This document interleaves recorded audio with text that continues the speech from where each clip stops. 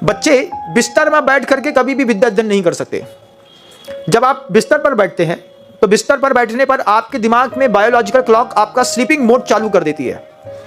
कैसे बैठते हैं आप देखिए, आपने खाना पीना अच्छे से खाया, खाने के बाद पढ़ाई कर लेते हैं, हाँ पढ़ाई कर लेते हैं, बिस्तर में जाकर के बैठे, 4 कॉपी किताबें पेंसिल पेन निकाला, बैठ गए। बैठने के बाद आपने एक तकिया अपनी गोदी में रख ली, तकिया के ऊपर किताब रख ली, 4 पन्ने पढ़े। 4 पढ़ने के बाद फीलिंग आई कि बैठ के नहीं लेट के पढ़ेंगे। स्लीपिंग मोड कैसे काम करता है देखिएगा। फिर आप धीरे से लेटे, लेट करके आपने पहले ऐसे बैठ करके उल्टा पढ़ा, फिर यहाँ दर्द हुआ तो आप टेढ़े हो गए, फिर आप साइड में पढ़ते रहे। साइड में पढ़ते पढ़ते पढ़ते आपको लगा कुछ लिखना है तो एक आध शब्द लिखा, फिर लगा कि अब लेट तो गई है, अब क्या करें, अब नहीं पढ़ना, तो किताब को बंद किया, तकिया के नीचे रख दिया, चद्दर उठाया, उठा करके सो गए।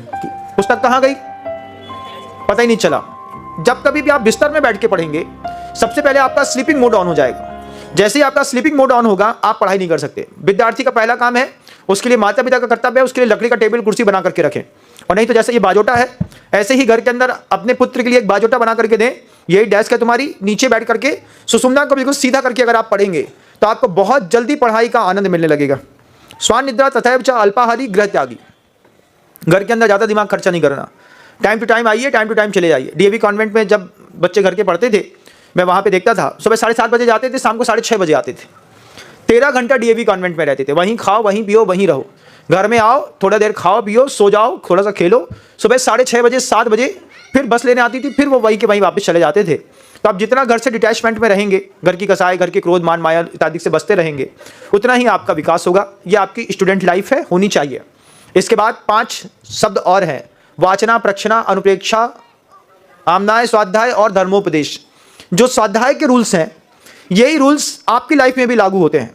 सबसे पहले निर्दोष शब्दों के साथ उसको पढ़ना सीखिए। अब इंग्लिश है तो आपको टेंस आना चाहिए, present, indefinite, continuous, perfect, perfect continuous, present, past, future, had been, has been, सोल, सिल कहाँ लगता है, सेल भी कहाँ लगता है, विल भी कहाँ लगता है, ऑब्जेक्ट के बाद वर्ब कहाँ पर लगता है, प्रोनाउंसिएशन करने के लिए कौन से में आईएनजी लगाया जाता है, हैड बीन कहाँ पर लगाया जाता है।